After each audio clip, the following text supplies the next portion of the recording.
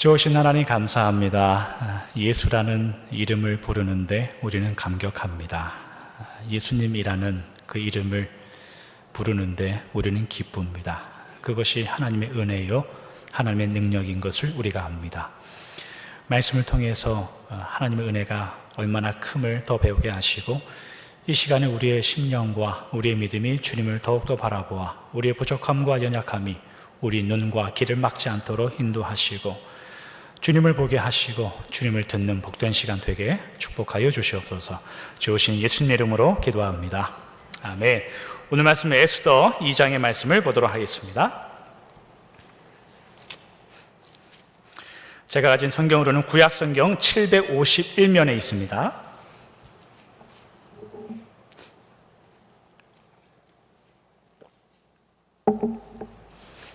에스더 2장 1절에서 11절에 있는 말씀, 내용이 좀 기니까 제가 다 읽고 마지막 11절만 저희가 한 목소리로 함께 읽어보도록 하겠습니다. 1절부터 제가 읽고 마지막 11절만 저희가 한 목소리로 함께 읽어보도록 하겠습니다. 그 후에 아하수에로 왕의 노가 그침에 와스디와 그가 행한 일과 그에 대하여 내린 조서를 생각하거늘 왕이 측근 신하들이 아뢰되 왕은 왕을 위하여 아리따운 처녀들을 구하게 하시되 전국 각 지방의 관리를 명령하여 아리따운 처녀를 다 도성 수산으로 모아 후궁으로 들여 궁녀를 주관하는 내시 헤게의 손에 맡겨 그 몸을 정결하게 하는 물품을 주게 하시고 왕의 눈에 아름다운 처녀를 와스디 대신 왕으로 삼으소서 하니 왕이 그 말을 좋게 여겨 그대로 행하니라. 도성 수산에 한 유다인이 있으니 이름은 모르게라. 그는 베냐민 자손이니 기스의 증손이요 시므이의 손자요 야일의 아들이라. 전에 바벨론 왕 느부갓네살이 예루살렘에서 유다 왕 여고냐와 백성을 사로잡아 갈 때에 모르드게도 함께 사로잡혔더라. 그의 삼촌의 딸 하다사 곧 에스더는 부모가 없었으나 용모가 곱고 아리따운 처녀라. 그의 부모가 죽은 후에 모르드게가 자기 딸같이 양육하더라. 왕의 조서와 명령이 반포되매 처녀들이 도성 수산에 많이 모여 헤게의 수하에 나아갈 때에 에스더도 왕궁으로 이끌려가서 궁녀를 주관하는 헤게의 수하에 속하니 헤게가 이 처녀를 좋게 보고 은혜를 베풀어 몸을 정결하게 할 물품과 일용품을 곧 주며 또 왕궁에서 의뢰 주는 7 궁녀를 주고 에스더와 그 궁녀들을 후궁 아름다운 초소로 옮기더라. 에스더가 자기의 민족과 종족을 말하지 아니하니 이는 모르드게가 명령하여 말하지 말라 하였습니다. 함께 읽겠습니다. 모르드게가 날마다 후궁들 앞으로 왕래하며 에스더의 안부와 어떻게 될지를 알고자 하였더라. 아멘. 앞뒤 잘 한번 인사하고 시작하도록 하겠습니다. 예, 한국에서 오신 손님도 계시고 또 오랜만에 소림자매님 가정도 또 뵙네요. 네, 예, 그대로십니다. 여전하십니다. 예, 또 새로 방문하시는 우리 또 성도님도 뵙게 됩니다. 오늘은 에스더 3번째의 말씀을 저희가 한번 나눠보도록 하죠. 오늘 본문은 저희가 에스더 2장을 선택했습니다. 오늘 본문은 아하수에로 왕이 그 왕후 와스디를 폐위한 그 사건을 다시 한번 생각하게 되는 사건으로 오늘 1절 말씀으로 시작합니다. 1장 3절에 여러분들 한번 보시면 아하수에로 왕이 3년째가 되는 그 왕이 되고 3년째가 되는 날에 그 180일간의 잔치를 하고 그 사건 도중에 왕후 와스디가 폐위됐습니다. 그리고 2장 16절 같은데 여러분들이 보시면 에스더가 아하수에로 왕의 왕비가 되는 시기가 아하수에로 왕이 7년 차가 되는 그 때쯤 돼서 이제 왕비가 되는데 그런 걸 이것저것 생각하면은 아마도 오늘 본문의 아하수에로 왕이 왕후 와스디가 폐위된 것을 생각하는 이 장면이 어쩌면 그 1장의 사건 이후에 아마 3년이나 4년 정도 흐른 시기가 되지 않았나 이제 그런 생각이 듭니다. 이 3년 4년 동안에 이 바사 페르시아 제국에 무슨 일이 있었냐면은 이 아하수에로 왕이 지난번에 우리가 나눈 것처럼 그 서방의 그리스 헬라 그리스 쪽을 이제 전쟁을 하게 되죠. 전쟁하게 돼서 이제 아버지 때부터 있었던 서방 세계로의 진출을 이 페르시아 제국이 꿈꾸다가 그러나 여러 가지 정황을 보면 바사 제국 이 아하수에로 왕은 이 그리스에 많이 전쟁에서 패합니다. 패하게 돼서 이제 사기가 많이 떨어지죠. 한 나라가 그 왕후가 폐위가 되고 계속해서 전쟁에 진다면 패하게 된다면 나라는 굉장히 어수선해지죠. 그리고 나라의 그 정권이라는 것은 굉장히 쇠약해지기 마련입니다. 이런 상황이 있을 때 왕이 선택하는 보통의 이제 정치들이 선택하는 건 뭐냐면 그 나라에 큰 잔치를 만들거나 큰 이슈를 만듭니다. 그런 것을 통해서 백성들의 그 시선을 분산시키기도 하고 때로는 백성들의 떨어진 그 사기를 증진시키기도 하는 그것이 이제 정치하는 그 세력들의 그 원리들이죠. 그래서 아하수에로가 선택한 그 방법은 뭐냐면 2장부터 나오는 사건들이 그렇게 폐위된 그 와스디를 대신하여 왕후를 선출하는 그런 대단한 일을 이제 꾸미게 되는 겁니다. 와스디가 그렇게 잔치에 의해서 폐위됐다고 하여서 우리 사람의 생각으로 왕이 아내가 없어서 외로웠나 보다, 아니면 그렇게 왕비를 폐위시킨 것에 대해서 굉장히 자책하는 마음이 있었나 보다라고 생각하시면 굉장히 순진한 생각입니다. 성경의 역사를 봐도 그렇고 세상의 역사를 봐도 그렇고 한국의 역사를 봐도 그렇습니다. 왕비 한 명을 데리고 사는 왕은 없습니다. 사실은 우리가 그 아하수에로 왕에 대한 정확한 그 역사적인 기록은 사실 문헌으로 남아있지 않아서 잘 모르겠는데, 이 아하수에로 아들은 아닥사스다 왕인데, 이 아닥사스다 왕 같은 경우에는 후궁이 360명 이상이 되는 그런 후궁을 데리고 살았다라는 것이 역사의 증언이죠. 그러니까 2장부터 등장하는 이 아하수에로란 이 왕이 후궁을 선출하는 이 또 다른 왕비를 선출하는 이런 그런 배경을 가지고 시작한다는 말이죠. 나라의 안전, 나라의 그 기강 확립, 이런 것을 배경으로 해서 오늘 본문에는 그 새로운 왕비를 찾기 위해 전국의 각 지방의 아름다운 처녀들을 왕궁으로 이제 불러들이는 내용이 기록되어 있습니다.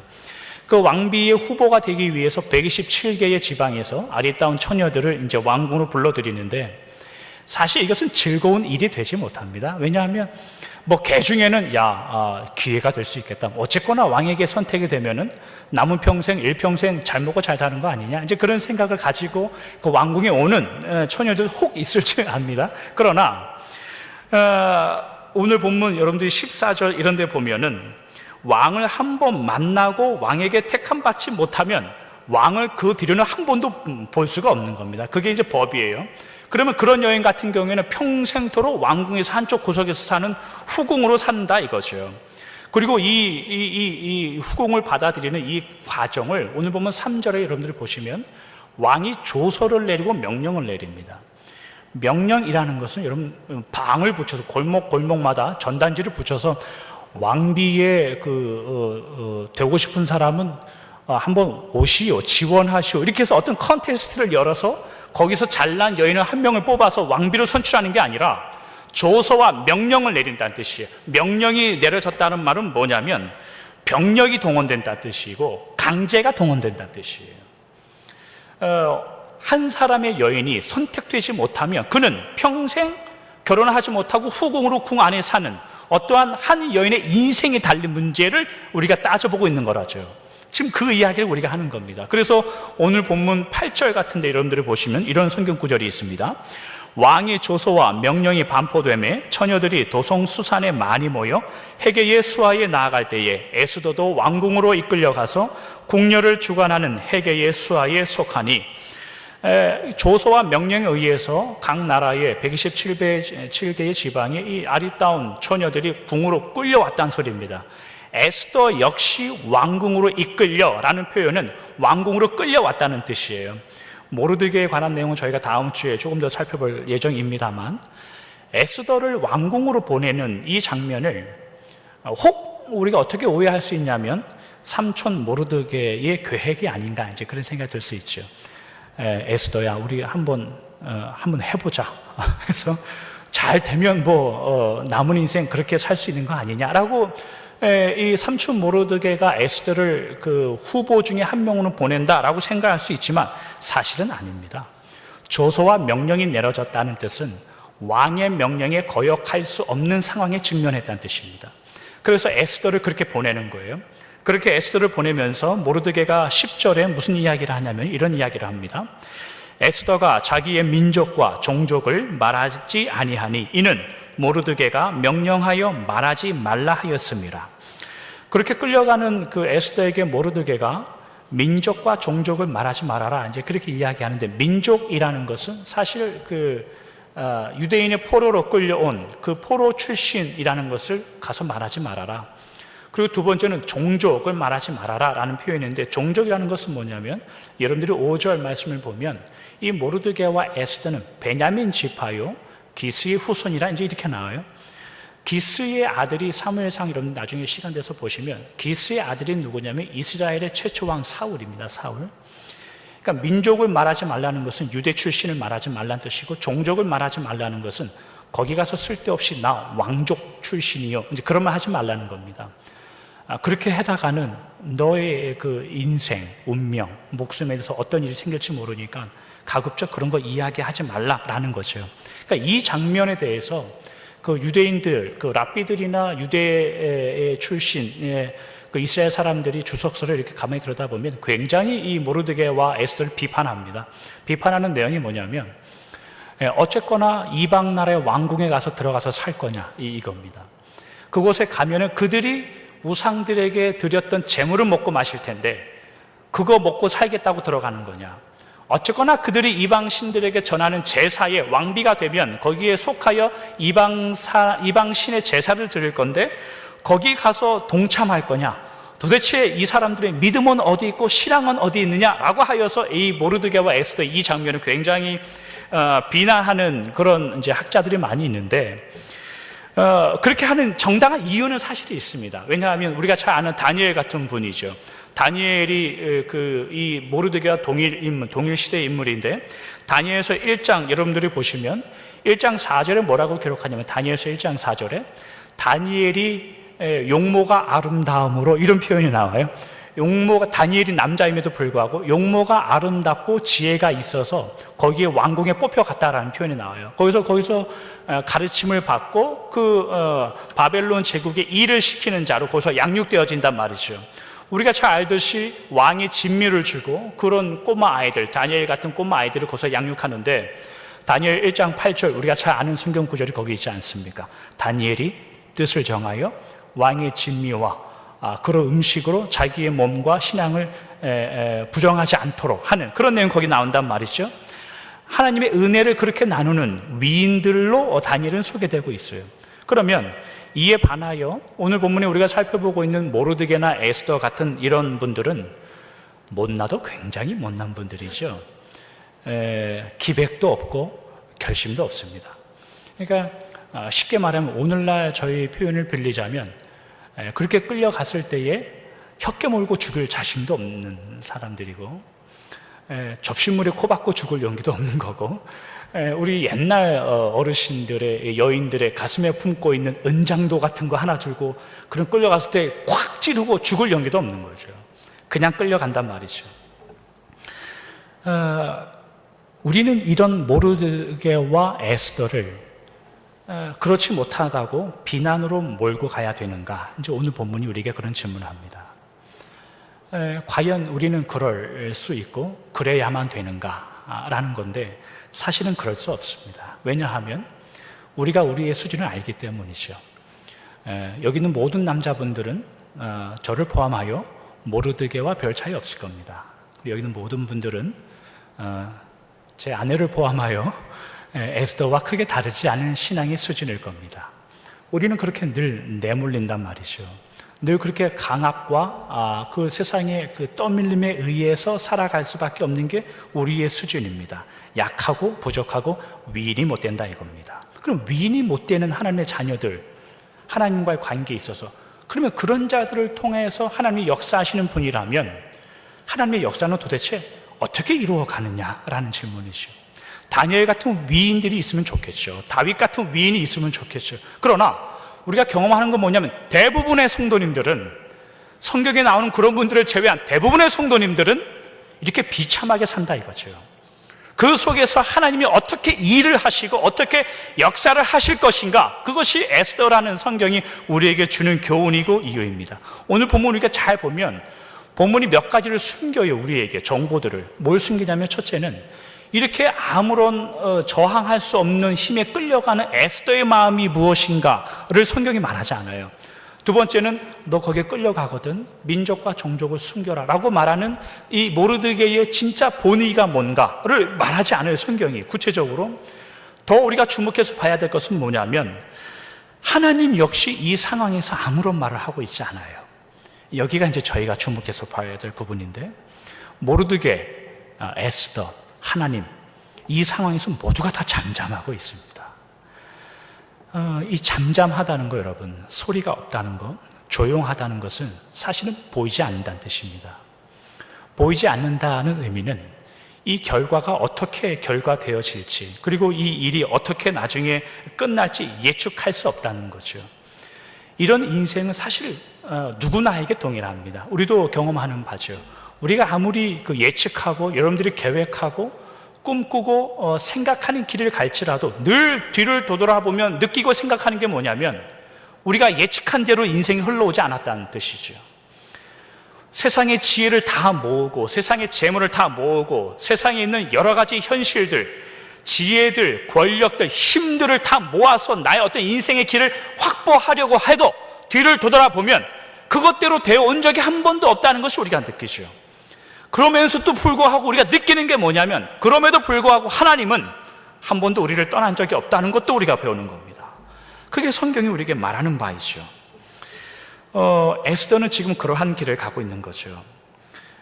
그러한 삶 속에 우리와 비슷한 이런 정황 속에 하나님이 어떻게 일을 하는가, 여러분 이런 예화는 한 번씩 다 들어보셨을 거라 생각합니다. 이제 지구가 동그랗다 이제 이런 표현을 쓰는데 지구는 둥글다라고 하는데 아무리 여러분들이 우리가 밖에 나가서 물을 바닥에 쏟아봤자 그 물이 지구가 동그랗다고 해서 한쪽으로 흘러내리지 않습니다. 그 땅에 흘러진 물이 한쪽으로 흘러질 만큼 그것보다 지구가 이제 더 커서 이제 그런 거죠. 사실은 성도라는 자, 하나님을 믿는 자들의 인생이 이와 같습니다. 우리가 계획하고 생각하고 예측했던 대로 우리가 흘러가지 않았을 때 우리는 굉장히 낙심하고 넘어지고 주저합니다. 우리의 인생이 어디다 흘리고 온 것처럼 느껴지고 남들과의 경쟁에서 뒤진 것처럼 느껴질 때가 많이 있죠. 그러나 성경이 증언하는 건 뭐냐면 하나님이 없는 쪽으로 우리의 인생이 흘러가지 않는다는 뜻입니다. 여러분들의 인생과 삶과 생각들이 모든 것들이 하나님의 은혜 없는 곳에서 여러분들이 죽고 끝나지 않는다는 겁니다. 그게 에스더와 모르드게의 인생이 우리에게 보여주는 거죠. 하나님이 때로는 우리의 인생 가운데 잠잠하시다라고 느껴지고 생각될 때가 참 많이 있습니다. 사랑하시겠다고 말하면 구체적으로 사랑을 좀 드러내면 좋겠고, 하나님이 인도하시겠다고 하면 구체적으로 인도하면 그런 것을 우리가 깨달으면 좋겠는데 우리는 그런 걸 잘 느끼지 못하고 삽니다. 그렇게 고맙게 인도하는 하나님의 경험, 인도하심, 역사를 늘 매일마다 느끼고 사시는 분들은 뭔가 문제가 있는 분들입니다. 그런 분들은 저도 잘 이해하시기 바랍니다. 그런 거는 쉽게 일어나지 않습니다, 여러분. 하나님께서 우리를 향한 계획과 인도, 우리가 하나님 앞에 가진 기도와 소원, 그 사이에는 굉장한 큰 갭이 있습니다. 그걸 인정하셔야 하나님의 은혜가 무엇인지 깨닫기 시작하는 겁니다. 하나님의 인도하심과 계획, 우리가 하나님께 기도하는 기도와 소원, 이 사이의 갭을 성경은 고난이라고 말합니다. 고난. 우리는 그것을 고난이라고 생각합니다. 그러나 고난이라는 것이 하나님께서 여러분들에게 주신, 여러분들을 실망시키고 낙심시키고 나에게 큰 문제가 닥쳤다라고 생각하지 마시기 바랍니다. 때로는 우리의 믿음이 부족할 수도 있고 때로는 하나님의 사랑이 너무나 크셔서 그런 격차를 우리가 느낄 수도 있죠. 그러나 그 고난과 그 격차와 그 차이는 하나님이 우리 보러 하여금 거기서 허우적대라 라고 빠뜨려 버린 것이 아니라 하나님이 그 격차를 채워나가시겠다고 하는 우리들의 인생 속에 또 다른 은혜로 우리에게 다가올 거라 그거죠. 다시 말하면 우리가 하나님 앞에 하나님 왜 나에게 잠잠합니까? 하나님 나를 왜 자꾸 이런 식으로 몰아가십니까? 라고 고백하는 그 기도 속에 하나님은 어떤 은혜의 내용을 채우시겠다 이거고, 그 은혜의 내용이라는 것은 결국은 여러분들을 하나님이 원하시는 능력의 사람, 은혜의 사람으로 만들어 가시려고 하시는 하나님의 은혜가 있다는 뜻입니다. 예를 들면 이런 역사들이죠. 출애굽기 10장 16절, 17절에 있는 말씀입니다. 바로가 모세와 아론을 급히 불러 이르되 내가 너희의 하나님 여호와와 너희에게 죄를 지었으니 바라건대 이번만 나의 죄를 용서하고 너희의 하나님 여호와께 구하여 이 죽음만은 내게서 떠나게 하라. 저희가 잘 아는 내용인데, 모세는 애굽의 왕자로 40년을 살죠. 그리고 그 애굽의 한 군인을 죽였다는 그 사건 때문에 미디안 광야로 이제 도망가서 40년을 삽니다. 그렇게 80세쯤 되어서 하나님이 이 모세를 다시 불러오죠. 그래서 모세야, 애굽으로 돌아가서 이스라엘을 출애굽시켜야 되겠다라고 이제 해서 애굽으로 보냅니다. 그렇게 애굽으로 간 모세가 바로에게 하는 이야기가 뭡니까? 내가 이 하나님의 백성들을 출애굽시켜서 예배하러 저기 좀 가야 되겠습니다 라고 말하니까 바로가 뭐라고 이야기하냐면, 나는 니들이 믿는 하나님이 도대체 누군지 모른다, 이제 그렇게 대답을 하죠. 이 대답에 대해서 모세는 굉장히 큰 실망을 합니다. 바로가 힘이 있어서 실망하는 게 아니라 하나님이 역사하지 않아서 실망하는 겁니다. 그래서 하나님께 돌아와서 하나님께 따지죠. 하나님, 왜 일을 똑바로 하지 않습니까? 그게 모세의 수준인 거예요. 바로가 힘이 있어서, 세상에 힘이 있어서 모세가 실망하고 낙심하는 것이 아니라 하나님이 하나님답게 내 길에 역사하지 않았다라고 생각하여 불만을 갖는 겁니다. 그게 모세의 수준이었어요. 나를 그 불타는 떨기 나무 가운데에서 나타나신 것처럼 하나님이 한 번만 모세를 바로를 제대로 치면 저놈이 꼬꾸라질 것 같은데 뜸은 나는데 왜 밥이 안 되냐 이거죠. 사실은 그게 모세의 마음이에요. 그러나 이 바로가 나중에 모세를 향해서 화면에 있는 말씀처럼 어떻게 고백하나 보십시오. 하나님뿐만이 아니라 너에게도 내가 죄를 지었다. 나를 용서해줘라. 나 좀 살려달라. 그럼 이 관계가 어떻게 전환되는지 보십시오. 누가 누구에게 간청하는지 보십시오. 더 이상 모세가 바로에게 간청하지 않습니다. 바로가 모세에게 간청합니다. 나 좀 살려달라. 여러분, 이것이 여러분들을 향한 하나님의 계획이라는 겁니다. 여러분들이 삶 가운데 잠잠하고 하나님이 역사하지 않는 것처럼 느껴지는 그 삶 가운데 하나님이 계획하시고 목표하시는 어떤 일들이라는 겁니다. 하나님, 제가 고난당합니다. 왜 잠잠합니까? 라고 한숨 쉬는 그 자리에 하나님의 은혜가 채워지는 그것이죠. 바로에게 주었던 그 하나님의 재앙들, 또 바로의 마음을 강팍하게 하시는 하나님의 마음들, 어쩌면 모세가 하나님께서 모세를 통하여 베푼 그 10가지의 재앙들, 이런 모든 것들은 모세에게 있어서 곁가지들. 하나님께서 모세를 왜 그렇게 인도하시냐면 모세답게 만들기 위함, 하나님의 자녀답게 만들어서 이스라엘을 구출어내는 일에 쓰시기 위하여 하나님이 원하시는 길로 들어서게 하는 곁가지들이란 말이죠. 곁가지들, 오늘 꼭 기억하고 가십시오. 여러분, 하나님 안 보입니다. 하나님 힘듭니다. 하나님 답이 없습니다. 하나님 기도해도 하나님의 역사가 무엇인지 알지 못하겠습니다. 때로 반대로 어떤 분들은 하나님의 역사를, 하나님의 기도 응답을, 하나님의 나와 동행하심을 충분히 제가 감격하며 삽니다. 이런 모든 것들은 다 곁가지들이에요.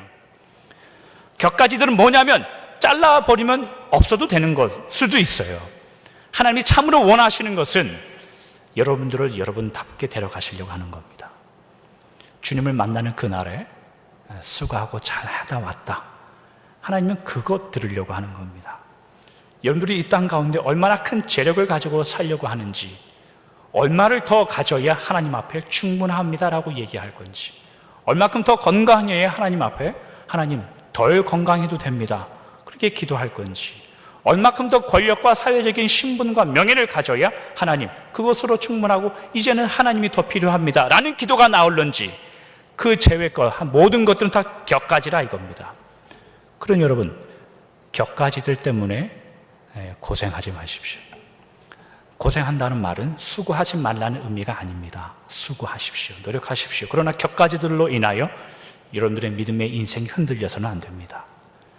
그런 것들로 인하여 여러분들이 하나님을 향한 그 믿음과 삶이 흔들려서는 안 됩니다. 하나님이 여러분들을 위해서 수고하시기 때문입니다. 그리고 하나님께서 여러분들을 위해서 일을 하시기 때문에 평가도 달라집니다. 세상의 기준과 관점으로 볼 때에는 야, 저렇게 살려고 교회 다니냐 라는 말들 많이 듣죠. 저렇게 기도하면 뭐하냐, 저렇게 신앙생활하면 뭐하냐, 결국은 저렇게 비참하게 사는, 이런 이야기 종종 듣습니다.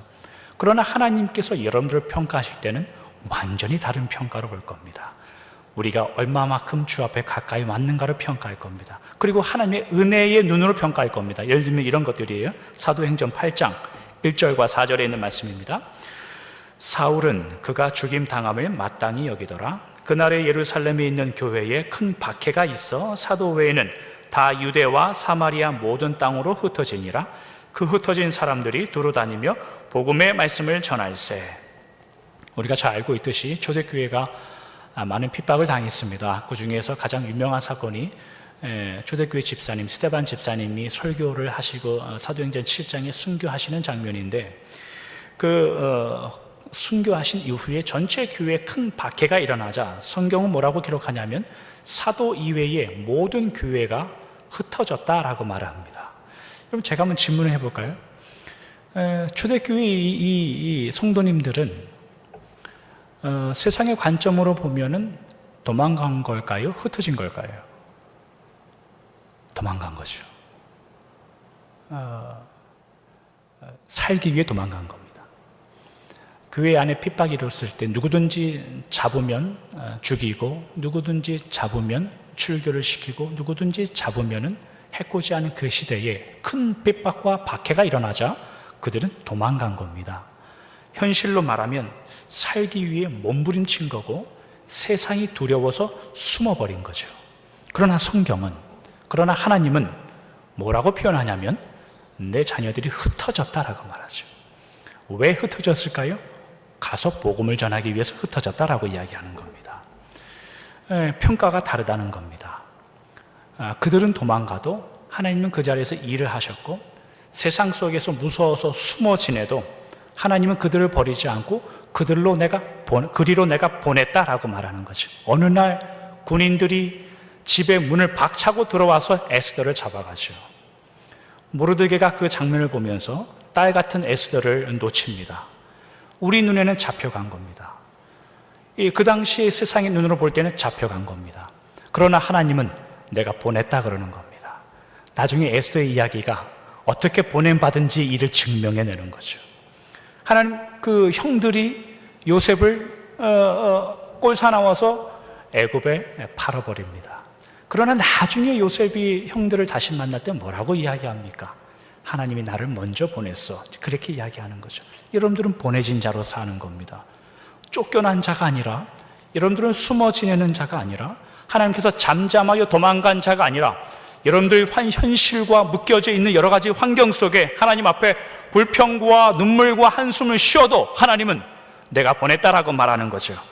여러분들은 그런 자들입니다. 우리가 현실 때문에 쩔쩔매서 하나님 다 끝났습니다 라고 말하는 것은 어떻게 보면 사탄의 계략이에요. 사탄은 우리들의 인생 앞에 그런 것들을 놓을 수밖에 없어요. 성경의 증언, 하나님의 증언은 뭐냐면 그러한 것들이 우리를 삼키지 못한다라는 거죠. 그러니 두려워하지 마십시오.